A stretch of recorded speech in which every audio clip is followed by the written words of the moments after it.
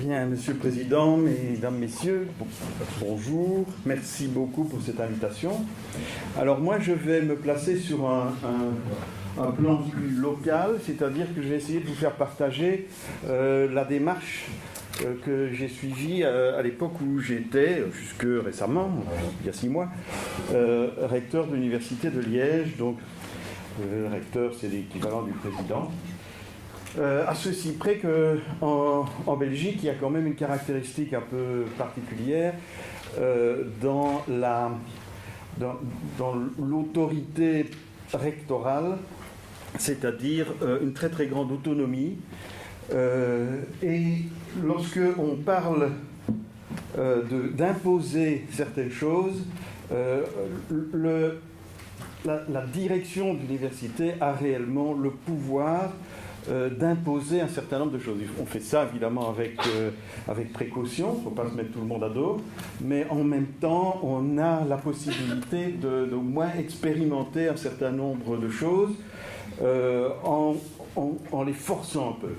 Et puis, dans l'évolution de l'histoire de l'open access à l'Université de Liège, il y a eu une première phase qui était relativement coercitive, et puis une deuxième phase qui était une acceptation générale, à tel point qu'aujourd'hui, si je devais dire, enfin j'ai plus l'autorité maintenant, mais si mon successeur décidait de supprimer l'archive locale de l'université, ce serait la révolution en interne, parce que en fait tout le monde a parfaitement adopté l'outil.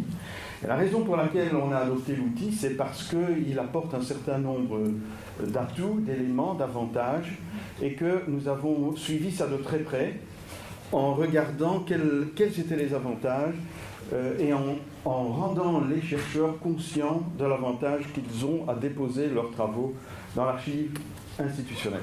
Je pense qu'aujourd'hui, 8 ans après le début de l'expérience, les jeunes chercheurs, en tout cas, ne se posent même pas la question de savoir si c'est obligatoire ou pas obligatoire. C'est comme ça, un point c'est tout. Donc quand on fait de la recherche, on fait des publications, donc on ne se pose pas la question de savoir si on doit en faire ou pas en faire. On apprend tout jeune qu'on doit faire des publications, mais on apprend aussi que ces publications, on doit les mettre dans le dépôt institutionnel. Voilà, donc maintenant cette étape-là est passée, mais beaucoup d'universités sont en train d'y réfléchir et se demandent comment elles vont arriver à faire ça. Donc c'est intéressant de communiquer l'expérience, et c'est, je pense, la raison de ma présence ici aujourd'hui.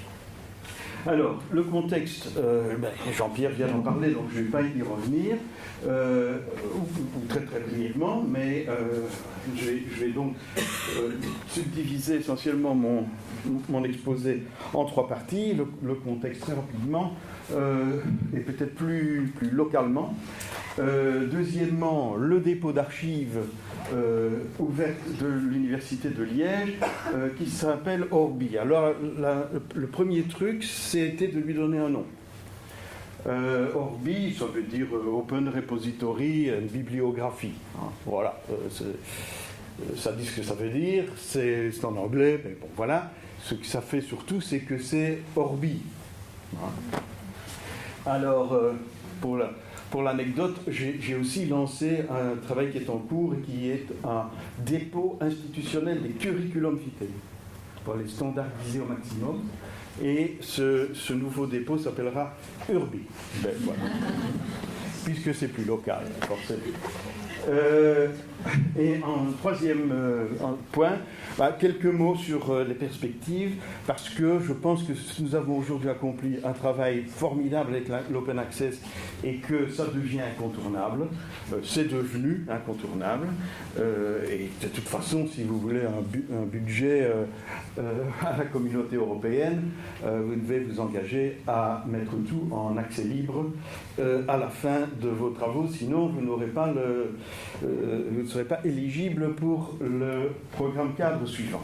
Donc c'est devenu tout à fait incontournable. Ça se fait partout, les États-Unis l'ont mis en place, les grandes agences scientifiques des États-Unis ont été obligées par le gouvernement Obama de travailler en archives ouvertes. Donc ça démarre partout. En plus, je pense que c'est une véritable cause, c'est un véritable combat. Aujourd'hui, on arrive au bout, mais ça a été dur. On a eu d'énormes oppositions. Et quand je parle d'énormes oppositions, affronter le lobby du grand capital de la publication scientifique, qui est un peu similaire au grand capital de la production de l'acier, par exemple. C'est-à-dire, ce qu'il faut, c'est rémunérer l'actionnaire, et puis le reste, peu importe. Hein. Donc voilà, c'est un peu plus compliqué avec l'édition, parce que justement, il y a ce snobisme du bon journal, et il y a le fait que, contrairement aux autres grandes opérations capitalistes, dans ce cas-ci, il y a une sorte de syndrome de Stockholm, si vous voulez. C'est que le chercheur, il crée le problème. C'est la communauté des chercheurs crée le problème. C'est elle qui donne de la valeur à certains journaux. C'est elle qui utilise des facteurs d'impact qui sont un scandale scientifique absolu. Difficile d'imaginer quelque chose de moins scientifique qu'un facteur d'impact. Ça donne juste une idée du nombre d'étoiles du restaurant dans lequel vous allez manger. Si vous allez manger dans ce restaurant-là, alors c'est que vous êtes quelqu'un de bien. Donc il y a vraiment, tout un contexte qui est malheureusement entretenu par le monde de la recherche, et qui fait que cette étape est difficile à franchir. Mais ceci dit, voilà, donc c'est un combat, et c'est un combat parce que nous pensons qu'il faut que ce qui a été payé par les deniers publics appartienne au public, et soit accessible gratuitement au public, puisqu'il a déjà payé. Et ensuite, c'est aussi un combat important par rapport au tiers-monde, puisque c'est l'élément essentiel de la capacité du tiers-monde d'accéder à l'information. C'est pour ça que le phénomène dont Jean-Pierre parlait tout à l'heure, qui est l'inversion du système, où le grand capital s'est dit « j'ai perdu la guerre de l'open access, je vais la regagner autrement en faisant payer pour publier », est encore pire, parce qu'il condamne les pays à faible capacité financière et les universités à faible capacité financière, il les condamne à ne pas pouvoir publier, et peut-être ne plus pouvoir publier ou sur des supports qui seront lus. Hein. Donc il y a vraiment un enjeu démocratique international extrêmement puissant, et je pense que c'est un combat qui vaut la peine d'être mené.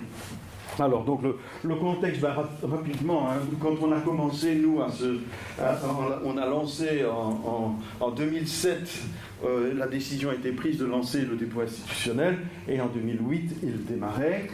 Voilà le contexte à l'époque, c'était l'escalade des prix des périodiques par rapport à l'évolution du coût de la vie. Donc c'était scandaleux, ça ne correspondait à rien, ça ne correspondait pas à un travail fourni. Donc on était en train de surfer sur une certaine forme de snobisme. Alors généralement les chercheurs n'aiment pas que j'utilise le mot snobisme, mais j'en ai pas trouvé d'autres qui expliquent aussi bien ce que ça veut dire. Donc à ce moment-là, voilà où on en était. Alors, on a quelque part gagné la guerre, mais pas la guerre financière, parce que ça a continué à monter, et ça s'est un petit peu tassé, mais ça continue à monter, comme on vous l'a dit tout à l'heure, avec en particulier les systèmes hybrides, qui sont vraiment là l'attrape-nigo le plus total. Hein. Donc c'est tout à fait sidérant de voir qu'on soit capable de se laisser prendre par ça. Donc je passe rapidement sur la fierté de certains grands publishers d'expliquer à quel point ils sont capables de nous arnaquer. C'est fabuleux. Et ils vous disent ça avec un grand aplomb et une très très grande fierté, bien entendu. Mais ils ne vous parlent pas à vous, ils parlent à leurs actionnaires. Et donc ça fait toute la différence. Donc voilà, si vous voulez quelque chose de récent, ça date ici de février, c'est la fierté d'Elsevier d'avoir explosé ses profits à plus de 2 milliards. Et comme disait Coluche, rigolez pas, c'est avec votre pognon. Hein. Et donc rien ne justifie ça, rien, en termes économiques de base, c'est-à-dire produits vendus, achetés, c'est totalement aberrant. Hein. Bon, plus ils bricolent un peu aussi. Hein. Donc ils arrivent encore à faire aussi du pognon en faisant des faux journaux qui sont à la solde d'entreprises et avec des articles qui vendent des produits d'entreprise, etc. Donc, c'est vous dire dans quel jus on baigne. Hein. Voilà. Et puis, vous savez aussi alors les réactions et donc un certain nombre d'établissements importants, puis maintenant Harvard, l'Université de Californie, tout le monde se désabonne du système. Donc le vieux système est tombé et on en arrive évidemment maintenant du nouveau. Alors pourquoi lancer une archive ouverte dans une institution ? La première raison c'est celle-là. Alors là, je vous dis tout de suite, c'est raté, puisqu'on continue à dépenser autant d'argent, même un peu plus, donc là, c'est loupé. Par contre, un effet collatéral extrêmement intéressant, c'était le fait que ça faisait connaître la production scientifique institutionnelle. Donc, quand je suis devenu recteur, moi, je me suis rendu compte que j'étais parfaitement incapable d'obtenir l'information de la production scientifique de mon université. Impossible.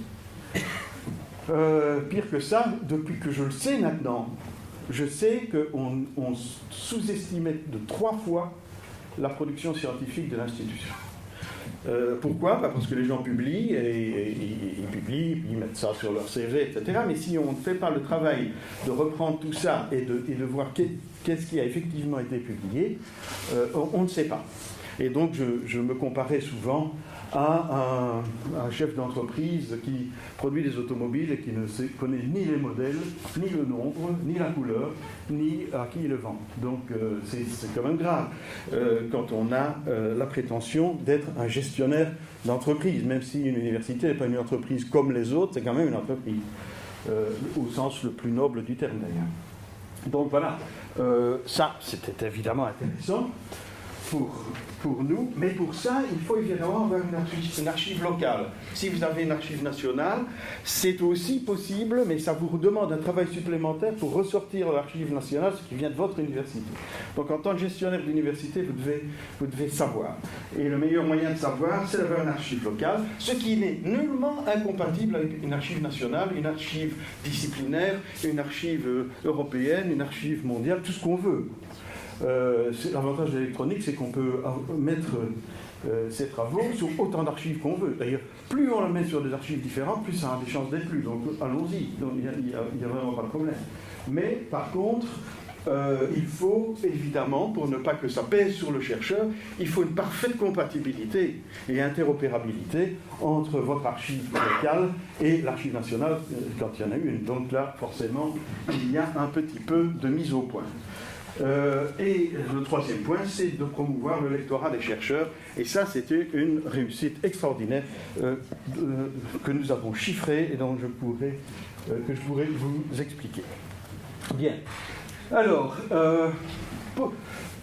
pourquoi est-ce qu'on publie ? Parce que dans le fond, c'est ça qu'on doit se demander d'abord. Ça sert à quoi ? Pourquoi est-ce qu'on publie ? On publie parce qu'on doit publier. Oui, attendez. On publie pour échanger avec ses collègues qui travaillent dans les mêmes domaines et pour avoir ainsi des échanges d'informations, partage d'informations. Ça, c'est certainement un premier point. Pour communiquer, c'est-à-dire faire savoir au monde ce qu'on a trouvé. C'est certainement un point important également. Mais malheureusement, ça sert aussi à l'évaluation. Et ce n'est pas par hasard, puisque c'est le reflet de votre travail. Donc quand vous avez publié quelque chose, c'est logique que ça pèse dans votre curriculum et qu'on en fasse état, que ça soit mesuré dans la mesure où on arrive à mesurer convenablement. Et pas les indices d'impact, les sommes d'indices d'impact. Hein, ça c'est l'hérésie la plus invraisemblable. Par contre, évaluer convenablement, ça veut dire lire. Alors, qui va passer son temps à lire la production scientifique? Et comme nous sommes vissés à la notion non pas de qualité mais de quantité, on a une petite tendance à produire trop et à surpublier. Et dans certains domaines, je pense au domaine des techniques et au domaine de la santé, on surpublie. Et beaucoup de chercheurs publient 3 fois la même chose, ou publient, ou coupent en 3 leur production pour produire plus. Donc on est obnubilé par cette notion de quantité, et la quantité liée à l'évaluation. C'est là qu'il y a une aberration totale. Il faut vraiment, le prochain combat, c'est le combat de l'évaluation objective. Quel est le réel impact du chercheur sur sa communauté scientifique? C'est pas du tout quel est l'impact du journal dans lequel il publie. Donc voilà, si on veut mesurer quelque chose, pour évaluer, il faut mesurer beaucoup plus qualitativement qu'aujourd'hui. Et ça demande un travail, et ça demande une participation. C'est d'ailleurs pour ça qu'on en vient tout doucement à l'idée de l'open reviewing, qui n'est pas si stupide que ça. Alors, quand je parle de l'open reviewing, les gens me disent, oui, bon, TripAdvisor, puis vous allez mettre 2 étoiles à cet hôtel-là, puis comme vous tenez l'hôtel en face, vous allez dire que c'est très très mauvais, etc. Donc, ça ne vaut rien, l'open reviewing ne vaut rien. Alors, je peux vous raconter énormément de choses, je n'ai pas le temps, mais je me suis beaucoup intéressé au problème du reviewing et de la qualité du reviewing aujourd'hui. Aujourd'hui, ça devient catastrophique. Littéralement catastrophique. Il y a eu d'ailleurs des expériences extrêmement intéressantes où les gens ont écrit n'importe quoi, lorem ipsum, etc. Et puis ils envoient ça et le papier est accepté. Donc, et même dans les journaux relativement bien cotés et sérieux, soi-disant, de haut niveau. Donc, on en est maintenant à un reviewing qui a des lacunes énormes. Des tas de problèmes, et des problèmes éthiques insurmontables, l'anonymat, etc. Enfin, il y a plein de choses qui ne vont pas. Je n'ai pas le temps de vous parler de ça, mais je pourrais faire une conférence complète sur vers quel nouveau modèle de plateforme de publication va-t-on, qui soit indépendant des publishers tels que nous les connaissons, ce qui ne les empêchera pas, si ça les amuse, de faire des travaux de synthèse, de faire des rassemblements de sujets, etc. Enfin, bon, il y a toujours de la valeur ajoutée qu'on peut mettre sur les publications. Mais la publication en tant que telle doit être brute, accessible à tout le monde, gratuitement et le plus vite possible. Alors, pour le moment, on est encore un système de reviewing, donc le plus vite possible, ça veut dire immédiatement après l'acceptation par le journal. Pas au moment de la publication. Le dépôt dans le dépôt institutionnel doit être immédiat et doit porter sur toutes les productions scientifiques.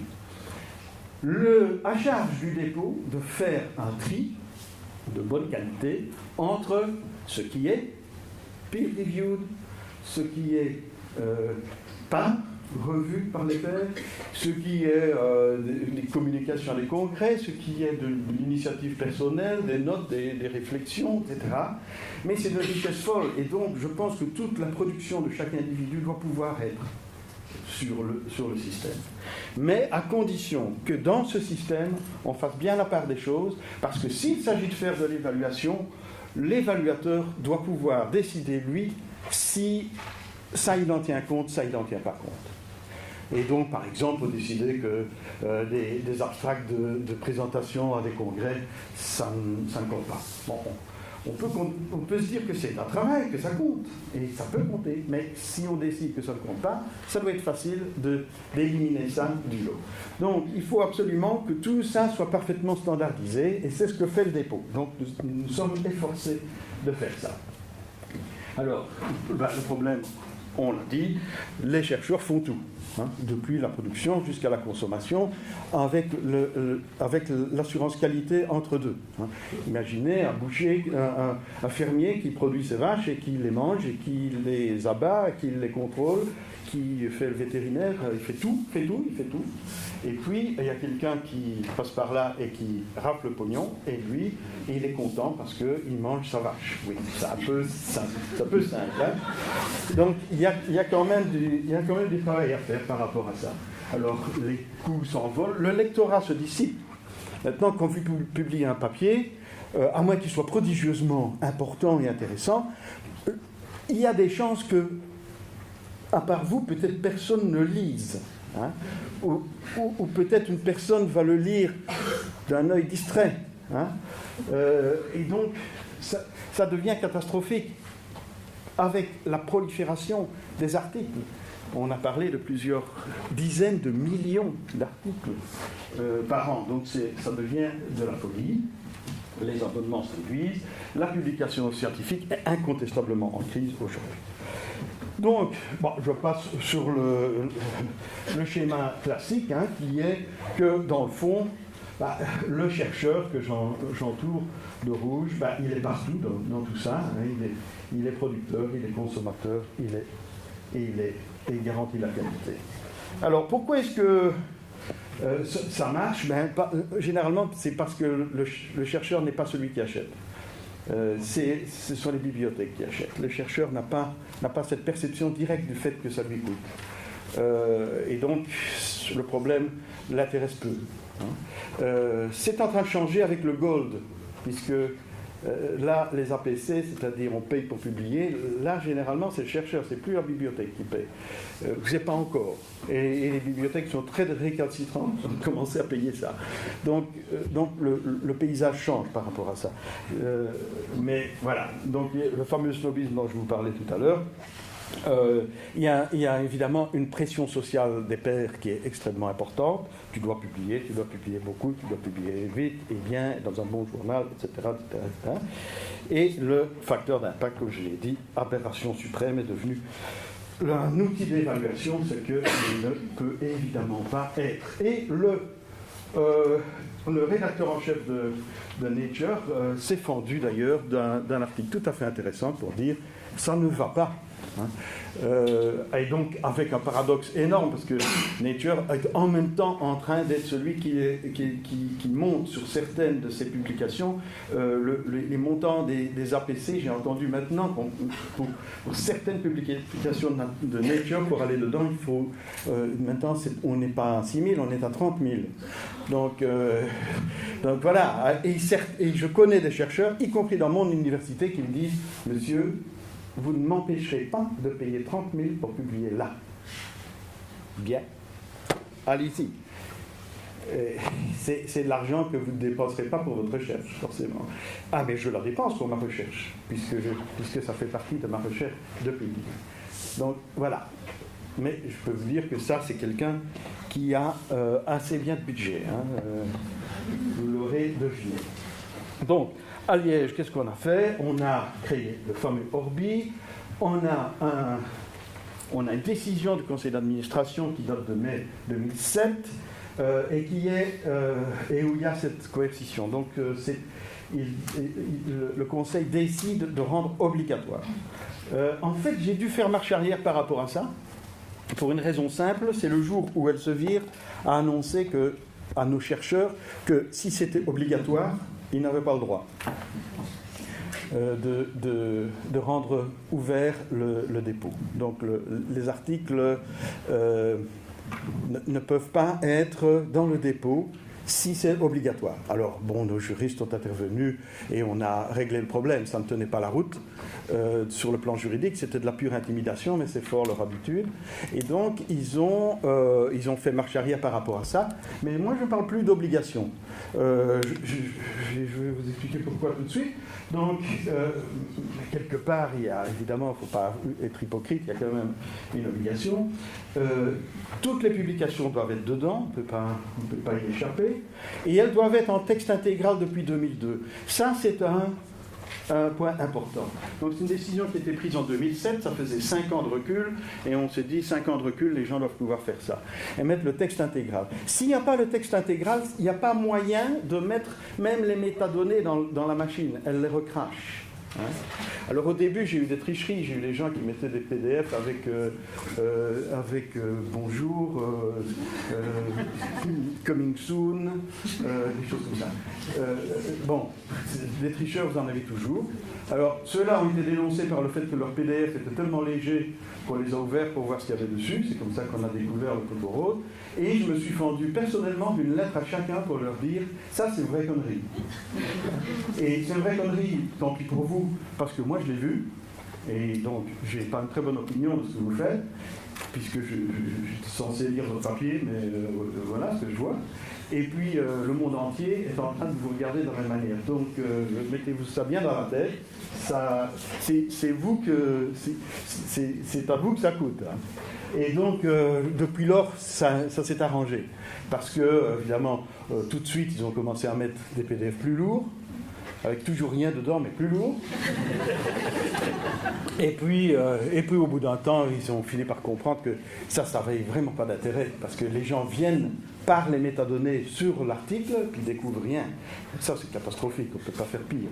Et donc, mais demander de mettre de texte intégral avant 2002, ça c'est un peu difficile. On a mis à disposition de nos chercheurs une équipe qui travaille en OCR et qui reprend les anciens tirés à part et qui en refait un manuscrit, si vous voulez, qui est la version finale, qui n'est pas la version imprimeur, mais qui est la version finale auteur.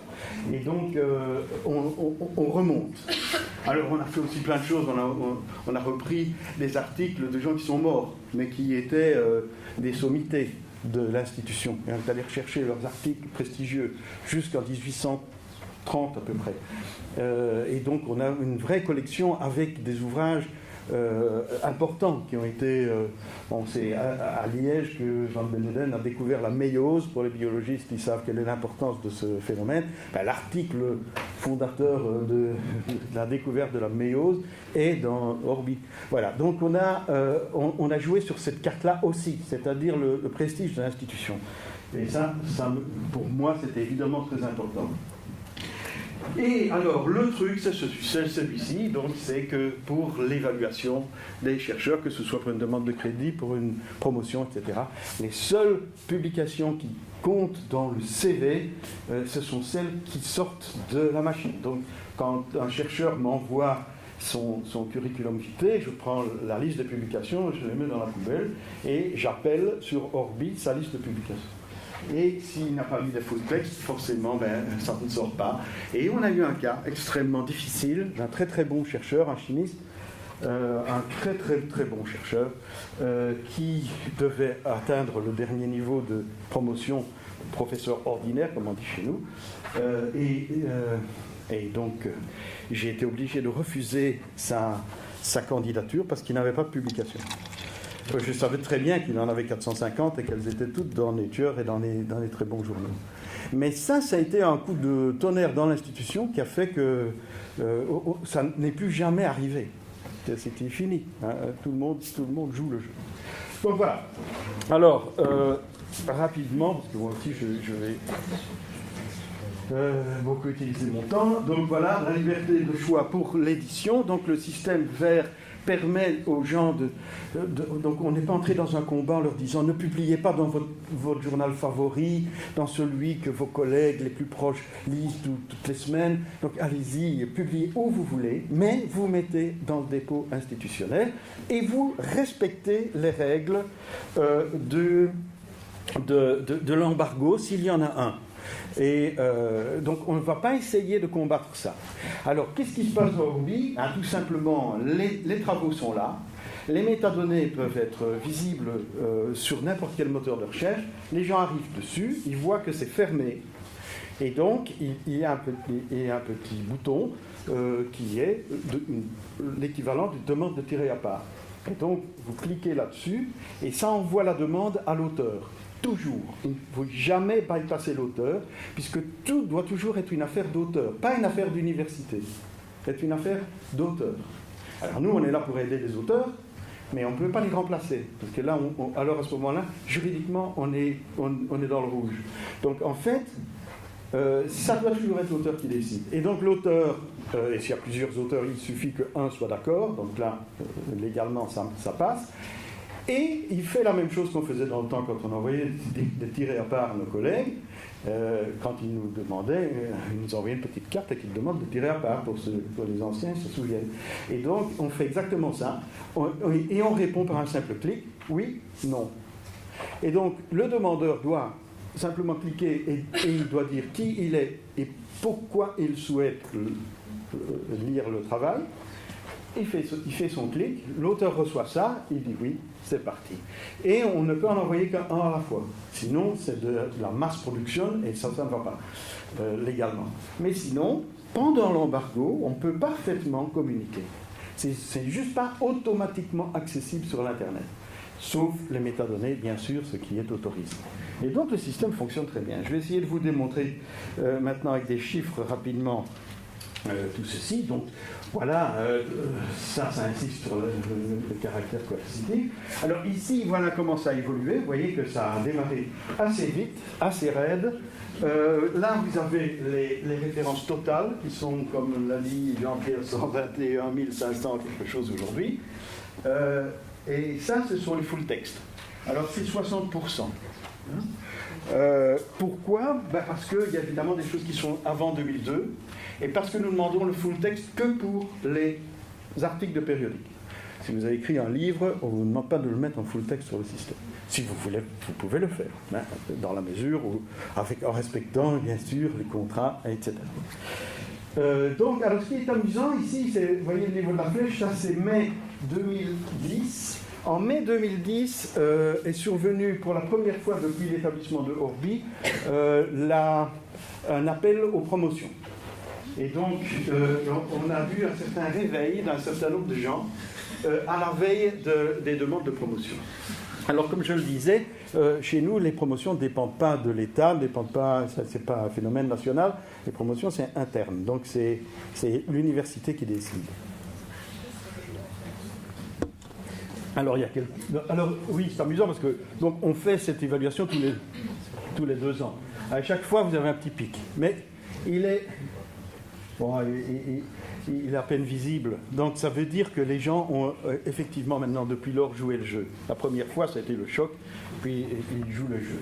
Alors, ce que j'ai fait aussi, c'était que, comme j'étais président du Fonds national de la recherche scientifique, j'ai obtenu de mes collègues qu'on fasse appliquer la même règle pour le Fonds national. Et donc, quand on demande de l'argent au Fonds national, ce qui est à peu près la seule source d'argent par l'Europe possible en Belgique, on a la même chose. Et là, on a vu, là c'est en janvier que ça se passe, et donc, vous voyez, les gens passent leurs vacances de Noël à peaufiner leur petit curriculum et leur liste de publications. Et donc, chaque année en janvier, on a le retour de la bosse Voilà, donc ça vous montre l'effet des choses. Mais cet effet, effectivement, maintenant, s'atténue. Alors, le pourcentage de textes intégraux, je vous ai dit que c'était à 60%. Vous voyez qu'à part au début, où tout le monde a commencé par mettre ces textes intégraux, depuis lors, les gens mettent une proportion qui est à peu près de 60% de textes intégraux et d'autres documents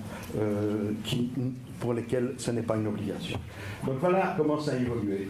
Alors, du point de vue du contenu, les journaux scientifiques, c'est 43%. Et puis vous avez beaucoup de comptes rendus de congrès, etc.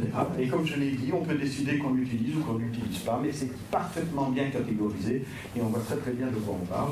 Et puis vous avez alors d'autres sortes de productions, et il y a des gens qui mettent toutes sortes de choses. Moi par exemple, je vous fais une conférence, j'ai mon PowerPoint ici, je le mets sur Orbi après, comme ça, si vous avez envie de revoir mes slides, vous allez sur Orbi, vous cherchez Rentier, puis vous me trouvez et vous avez mes dias. Voilà, c'est aussi un outil qui permet de faire des choses comme ça. Mais il faut être évidemment extrêmement attentif sur l'étiquetage, sinon on va commencer à vendre des choses qui ne sont pas tout à fait idéales. Alors, un petit phénomène intéressant. Les téléchargements, donc on était à peu près arrivé à 2000 par jour. Téléchargements, je ne parle pas des visites. Hein. Donc les téléchargements, 2000 par jour. On était super contents, c'était bien. Puis l'été dernier, ça a commencé à tourner au vinaigre, parce que il s'est passé quelque chose de terrible. Et comme il n'y avait pas eu d'événement majeur, d'explosion de centrales atomiques ou quoi que ce soit, on s'est dit, mais qu'est-ce qui se passe ? Et on s'est rendu compte, je passe rapidement sur la manière, on s'est rendu compte qu'il y avait un problème avec Google Scholar. Et en fait, Google Scholar a, en juillet de l'an dernier, changé son algorithme, et le changement a fait que nous disparitions du paysage. Et donc nous avons été trouver les ingénieurs de Google, très ouverts d'ailleurs, et qui ont été d'accord de discuter avec nous, et on a discuté avec eux. Ils ont remodulé les choses de leur côté et nous de notre côté pour être sûr qu'ils ne nous loupent pas, et bingo, ce qui se passe, c'est ça. Alors ça, c'est à la fois magnifique, mais affolant, terrorisant, bien sûr. Parce que ça, c'est la signature de la puissance de Google qui peut faire de vous un puissant ou un misérable. Hein. Donc, c'est évidemment extrêmement effrayant. Voilà. Donc, la machine publie les rapports. Vous voyez, bon, moi j'ai pris mon rapport ici, et tout ça est parfaitement catégorisé. On voit très bien de quoi il s'agit. On voit si c'est, voilà, il y a un PDF, ça vaut, voilà, et on clique dessus, il y a une poignée, on va dessus, voilà.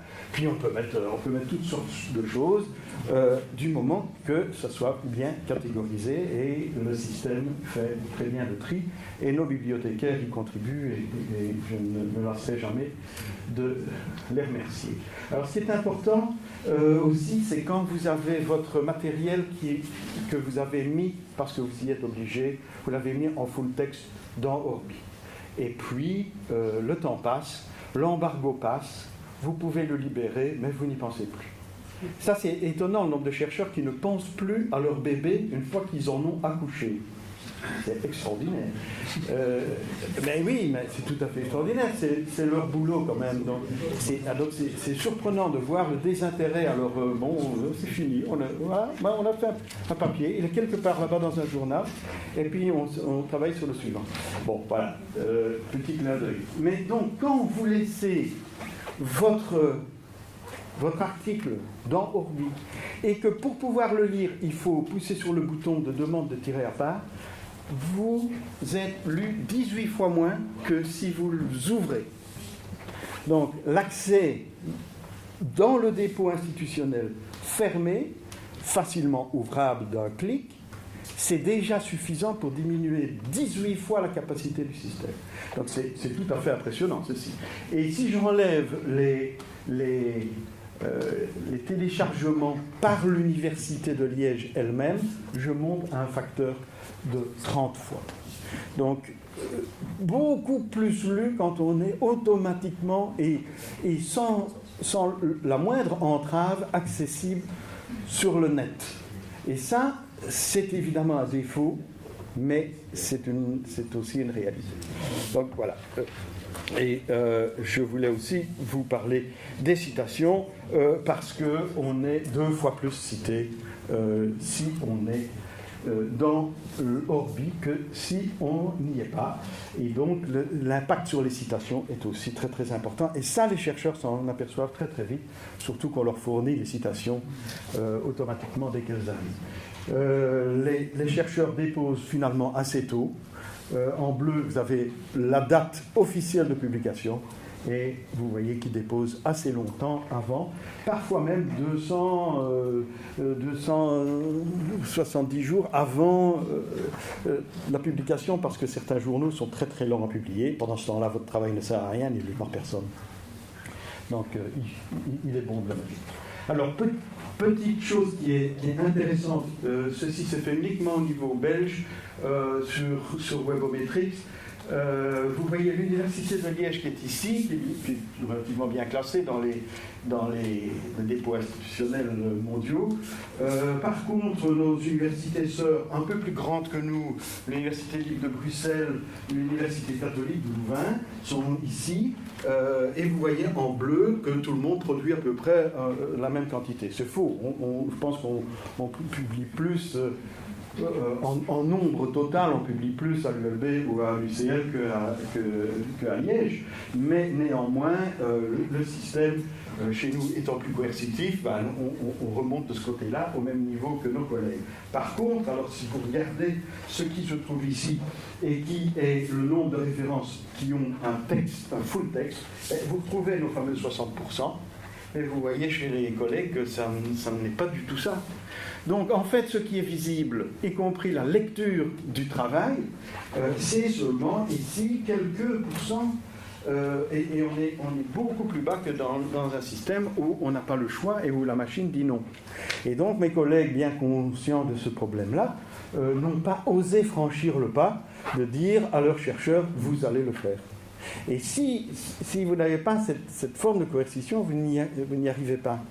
Et après, c'est pas grave, parce qu'après quelques années, il n'y a plus besoin. Ça roule tout seul, et vous n'avez même plus besoin d'embêter les gens. Ils le font, et ça avance comme ça.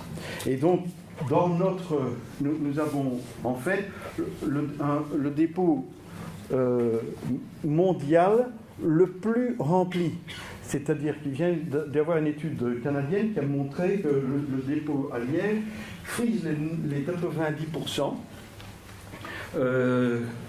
Si vous prenez ce qui est dans Web of Science et ce qui est dans Orbi, 90% de ce qui est de l'Université de Liège dans Web of Science se trouve dans Orbi. Donc on a un taux de compliance, comme disent les pharmaciens, qui est de 90%. Ce qui est tout à fait exceptionnel. Je voyais que Harvard était très fier de parler de ces 26% de compliance. Et le MIT est à 21 ou 22%.